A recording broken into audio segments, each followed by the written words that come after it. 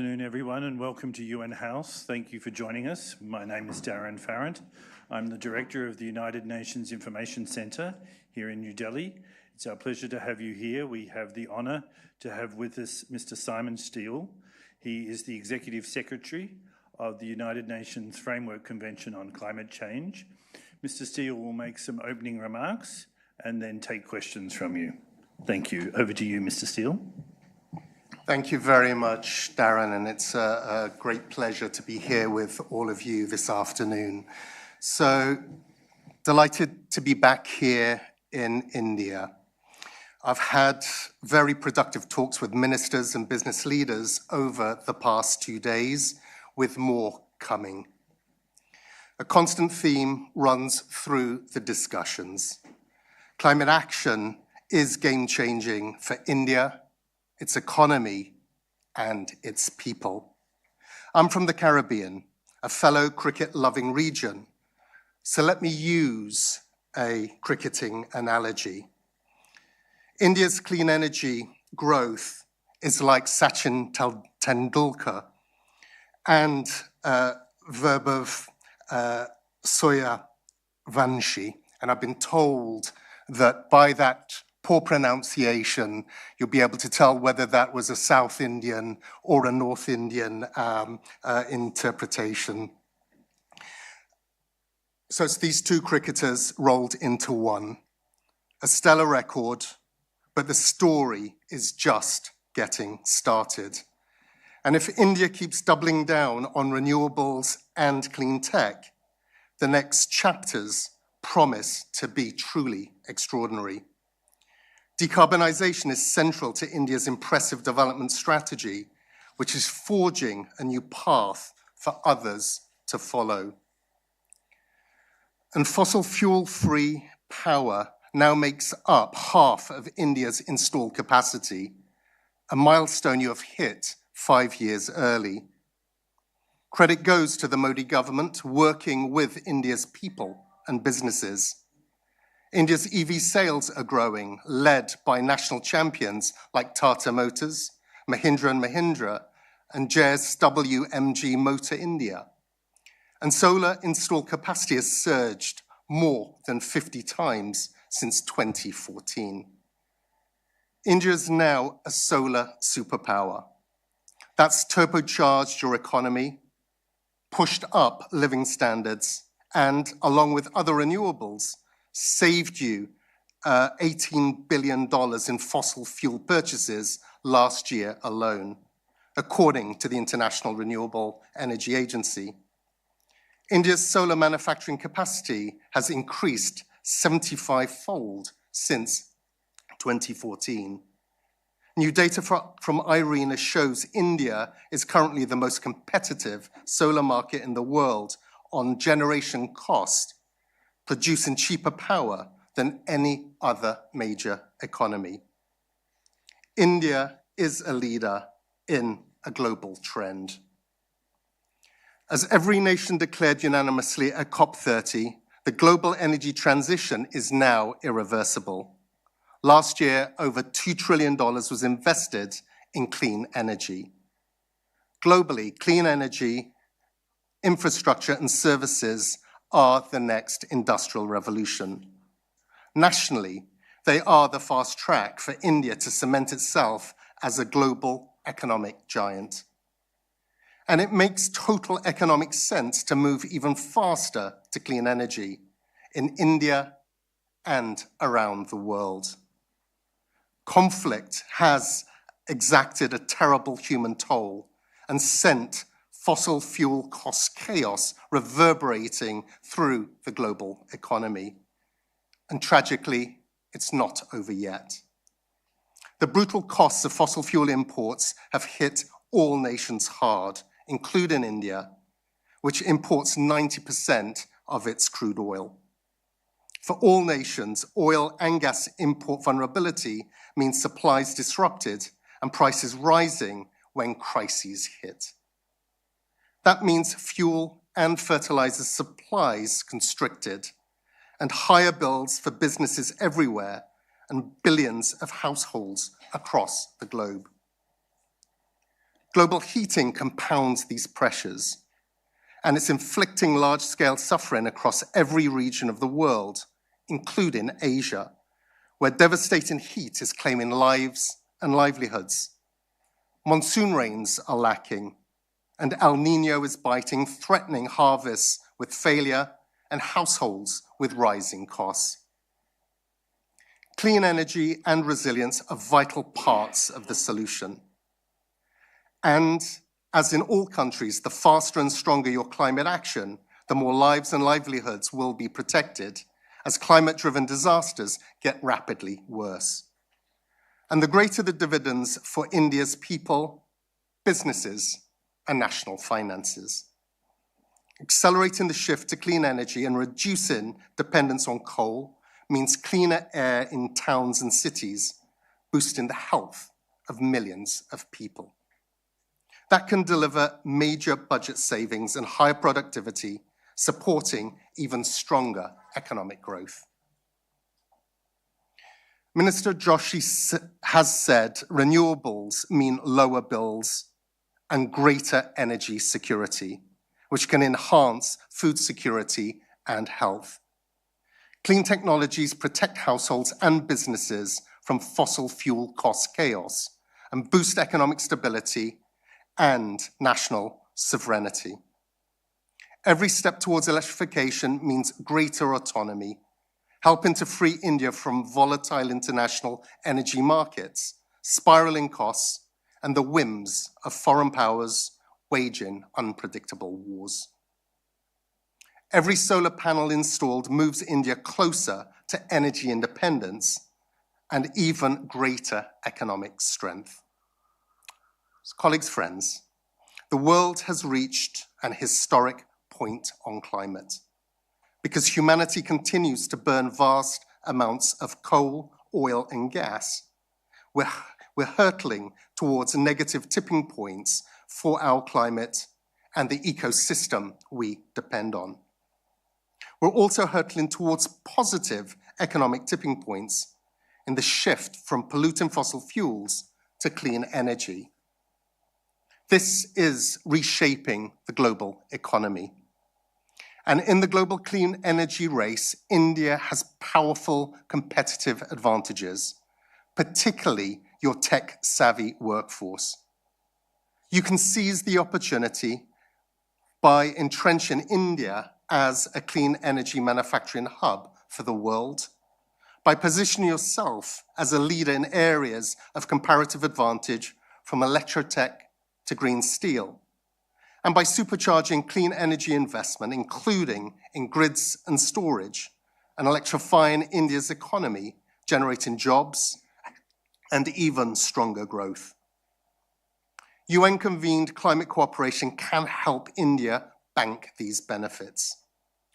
Over the years, climate multilateralism has unleashed the global energy revolution, which last year saw renewables overtake coal as the world's top electricity source. Today, the COP process is boosting its focus on implementation to turn commitments into projects on the ground and more real-world benefits for billions more people. We've recently operationalized the UN carbon market, which can provide significant new funds for developing economies. And we're elevating the global climate action agenda within our process. This vital part of the Paris Agreement machinery brings together governments, business, investors, and civil society to turn climate targets into real-world results.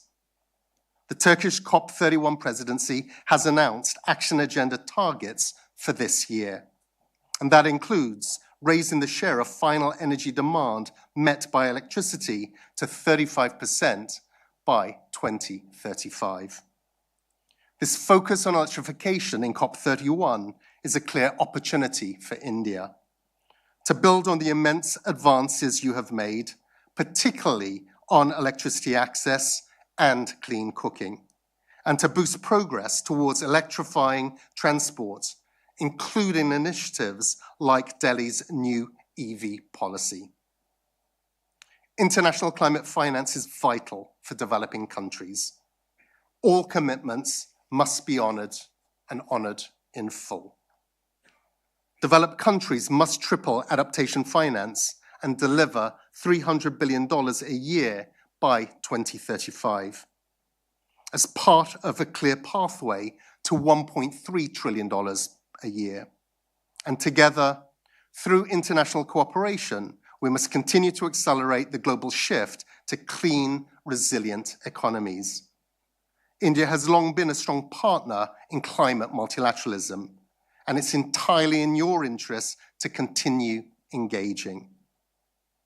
Almost 80 years since India won its independence, this nation has a chance to achieve full energy independence and lock in a next generation of economic might.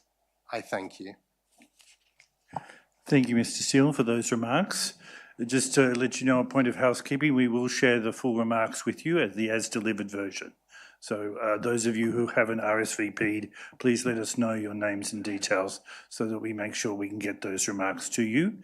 Now we have time for question and answer. If you have a question, please identify yourself and your media outlet. And just one other item, please switch off or put your phone on silent otherwise. So who has questions? Ma'am. Good afternoon. This is Yeshi Seli from Business India. COP 31 is going to be held later this year, like as you've mentioned, in Turkey.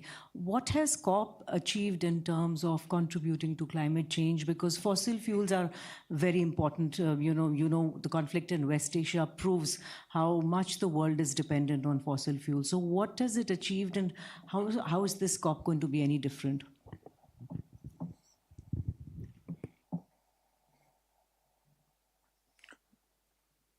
Thank you for your question.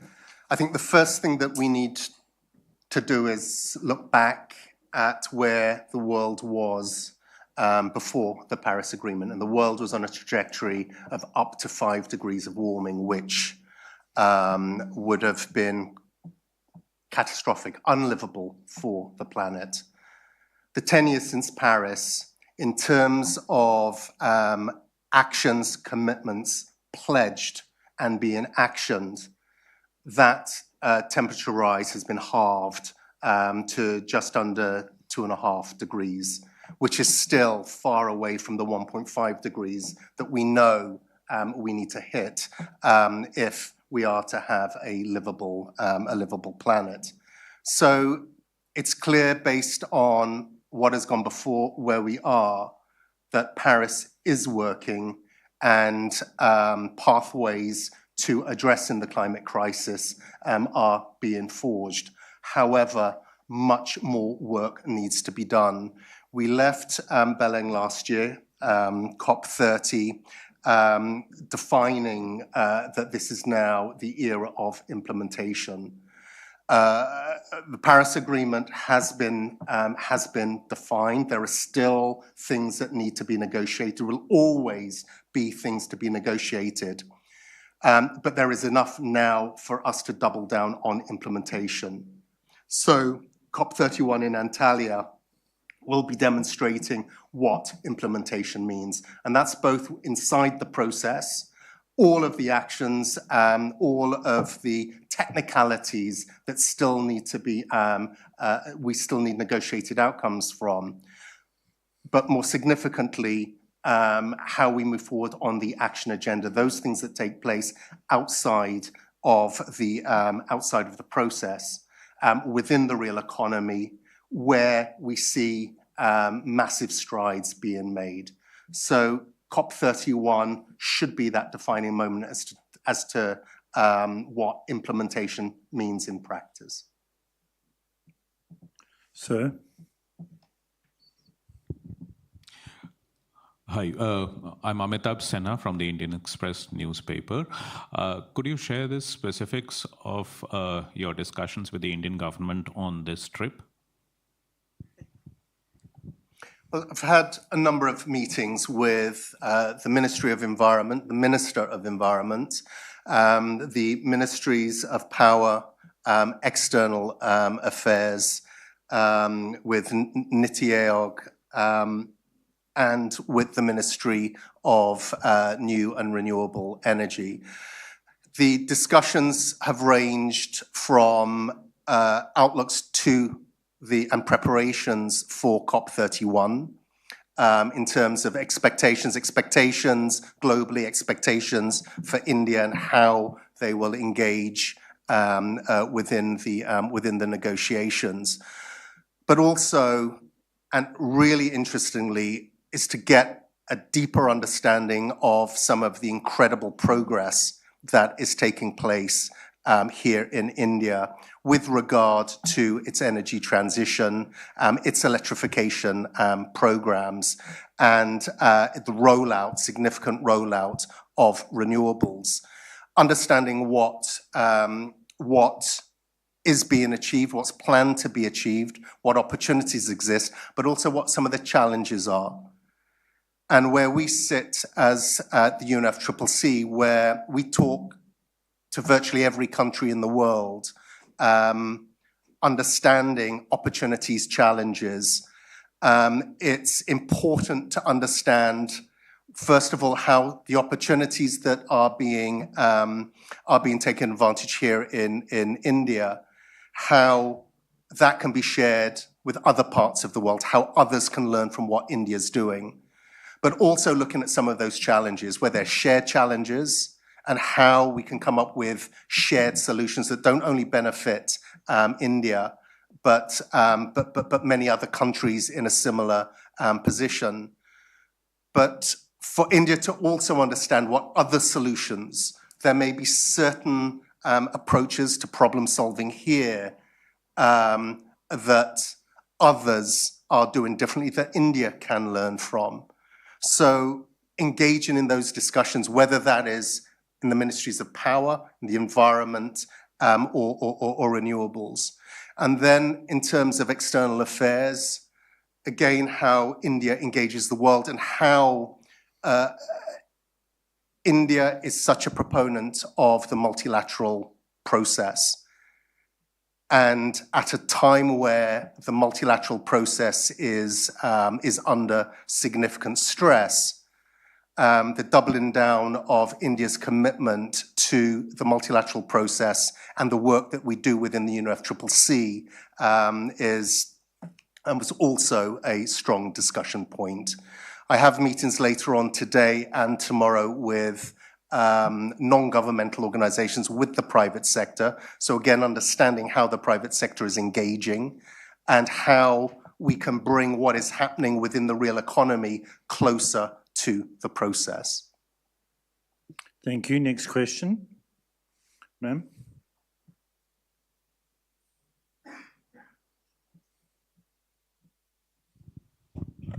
Good afternoon, Simon. My name is Soumya Pillai. I'm from The Print. I understand that this COP is going to be very unique, considering that we are in the midst of two wars. We have an energy crisis brewing. The Europe saw one of the worst heat waves. With such conditions, do you think countries are in a position to come to the negotiation tables with a more open mind, or do you think this is going to be a challenge? One. My second question is that the last few years we did see a very thin participation of some of the more significant countries, including the US, which has withdrawn. With such a situation, do you think there is some kind of, a shortage of trust that is, between countries on COP as a medium of bringing nations together? Okay, thank you. In terms of how parties decide to engage in this COP, the forcing factor are accelerating climate impacts, and we're seeing this summer in many parts of the world the impacts of extreme heat, which is a particular challenge for those countries who are not used to it. Europe, for example, Northern Europe, with a heat wave that is ongoing, It's quite remarkable just seeing as public discourse, in the media, in living room discussions about the impacts of extreme heat in parts of the world where this has not been a norm, which highlights the impacts, the ongoing accelerating impacts of climate. We're seeing whether it is the wildfires, the droughts. We're now entering the new Atlantic hurricane season. We'll see what that brings. But the concentration, the increases in climate impacts are impacting every single community in every country on every continent. So those who've questioned the realities or the short-term concerns, eyes are starting to open. So despite what is happening geopolitically, despite whatever crises, distractions there are, climate change continues to pound on. What we found in last year's COP, where the US, that was the first COP under this administration that since their withdrawal from the agreement, the Paris Agreement, and the convention. Last year, 194 countries stated unanimously their commitment to the Paris Agreement, to go in further faster, to doubling down on their efforts to tackle climate change. So irrespective of the absence of one country, all others that remain are committed, and we expect that commitment to continue and for us to be doubling down on that. Thank you, ma'am. There's a microphone. Sorry. My name is Patruleka Chatterjee. I'm an independent journalist and columnist, focusing specifically on development, the whole wide range of issues, and environment, including climate change. So my question is, you just mentioned about your interactions with the various ministries, power, environment, and I think there was a third one. I'm sorry? MNRE. Yeah, MNRE, yeah. So you mentioned about the opportunities and the challenges. So what do you get a sense of what the government of India sees as the main key challenges in carrying out its agenda? And also the second part, sharing the lessons from India and operationalizing it in perhaps in other countries, and also learning from the side. So if you could just give some details on that. Thank you.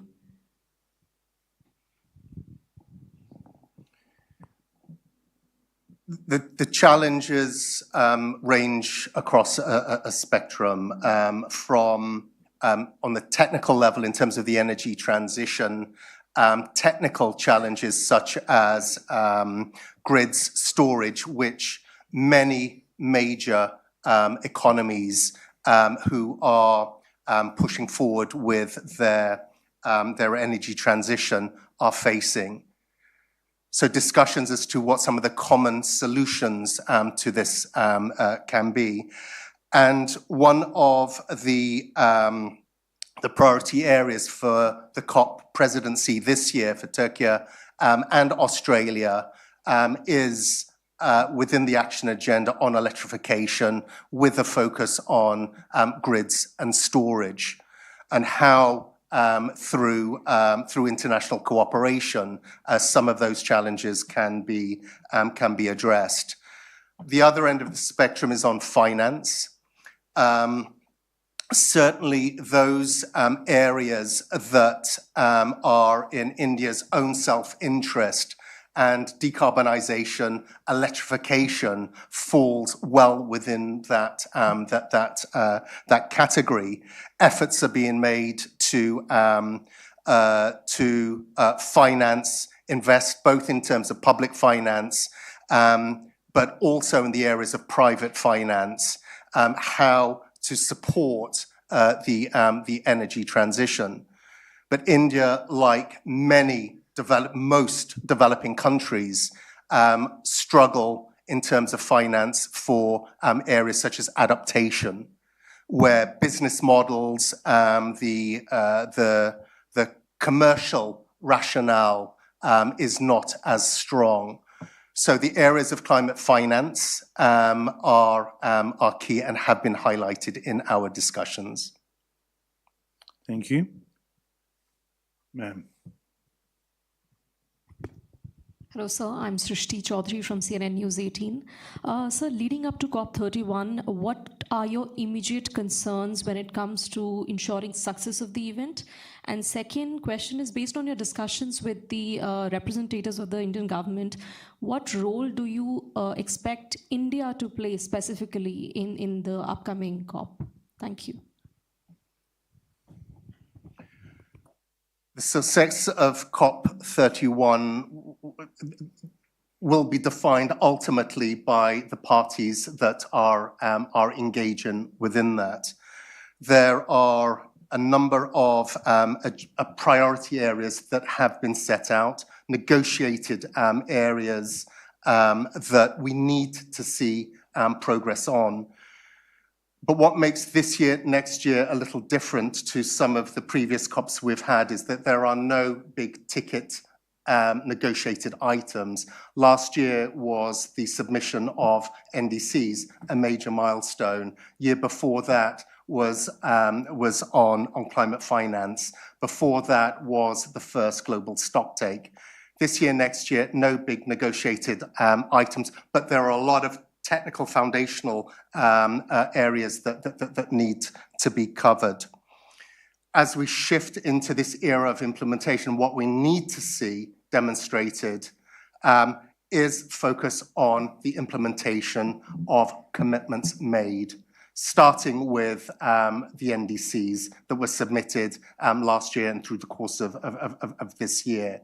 So reporting back on how countries are addressing the implementation of their NDCs and the delivery of existing commitments.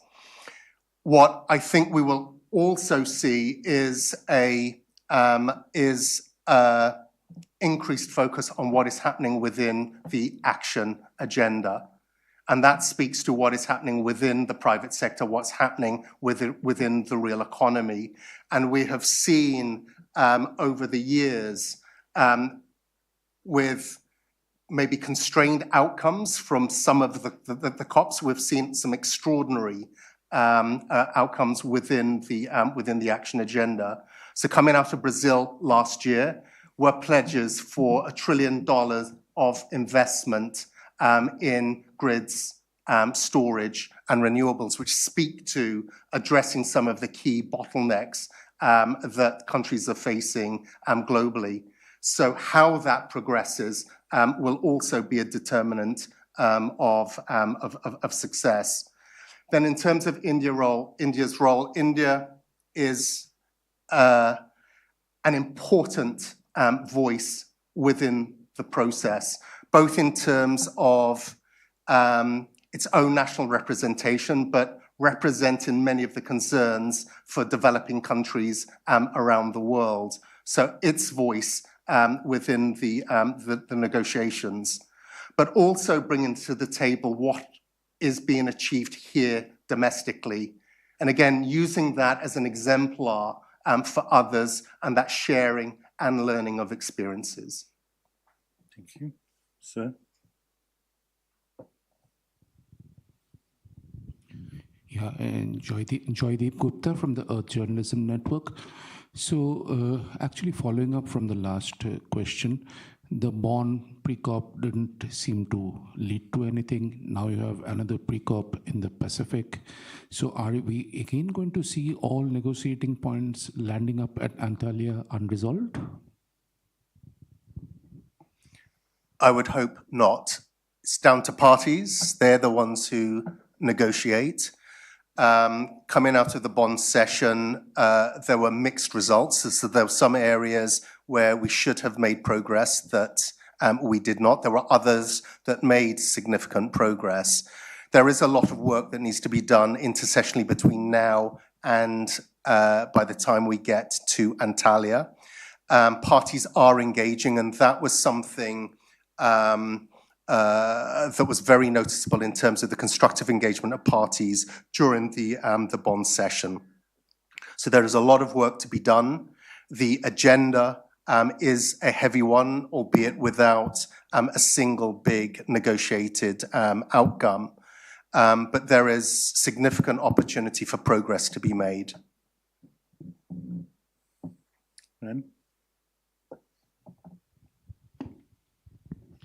This is Aparna from Press Trust of India. My question is a follow-up of the Bonn meeting that Joydeep sir just asked. At the Bonn meeting, India emphasized that the just transition mechanism should be operationalized on the basis of equity and common but differentiated responsibilities and respective capabilities. What is your point of view on this? And also the fact that India also asked that no new obligation should be added beyond what is already agreed. What do you think about this? I'm the executive secretary of a secretariat, so my opinion doesn't count within this.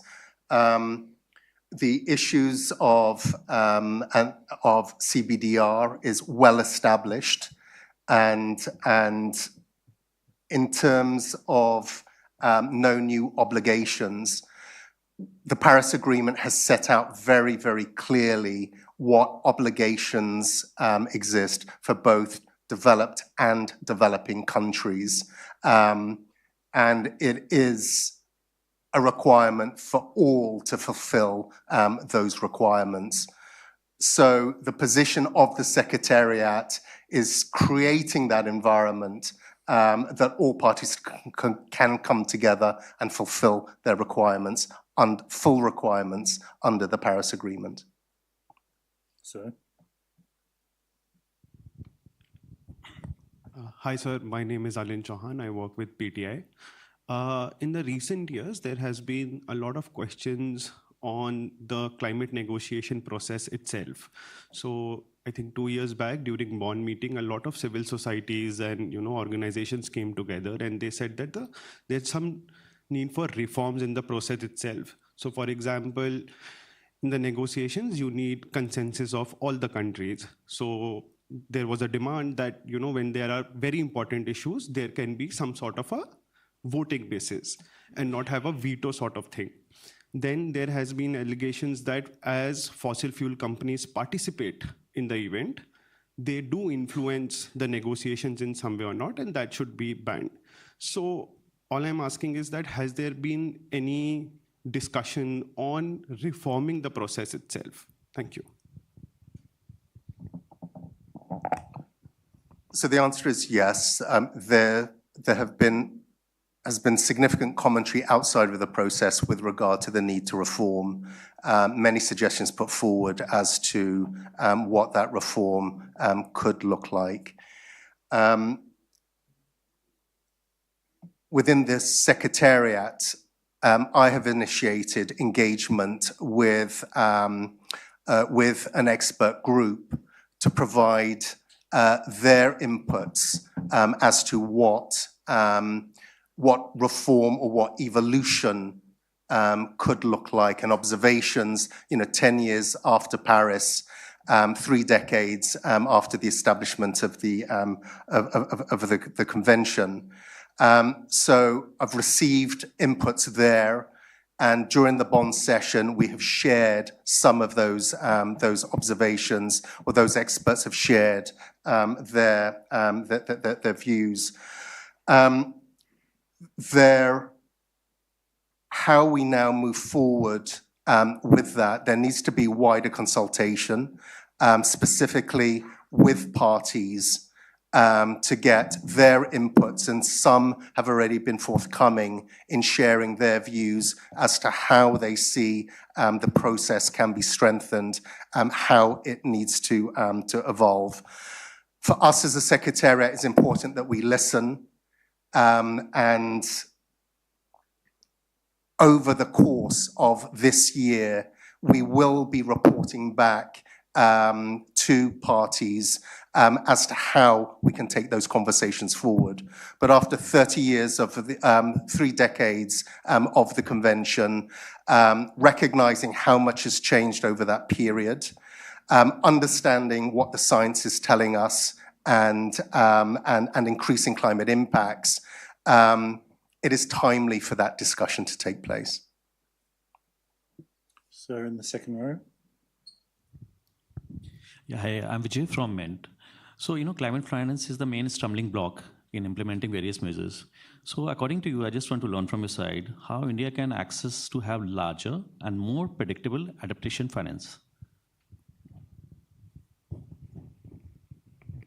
The starting point comes back to meeting existing obligations. And one of those obligations is a tripling of adaptation finance, which will still be inadequate based on the needs of developing countries. But at least meeting those basic obligations is a start. We have time for one more question. Ma'am. Urmi Goswami from the Economic Times. You mentioned the climate action agenda, which is becoming a bigger part, and the focus on implementation. 2 things. One, taking off from various questions.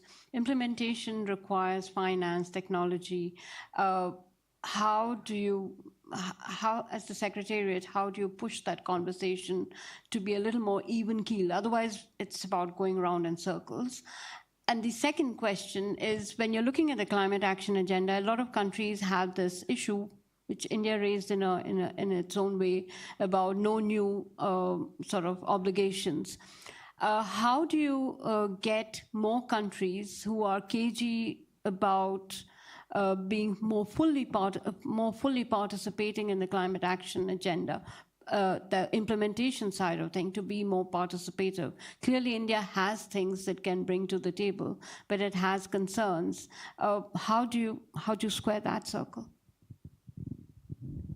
Well, answering your second point, we left Baku with a new financing framework, the new collective quantified goal for climate finance, and the commitment to develop the roadmap to 1.3 trillion. What is absolutely clear in both of those numbers, the 300 billion and the 1.3 trillion, is that they cannot be met from public finances alone. Those discussions are, the space has been created for those discussions to evolve, to report back 2 years from now in 2028 at COP33. In terms of the role of the Secretariat, within that we facilitate those spaces.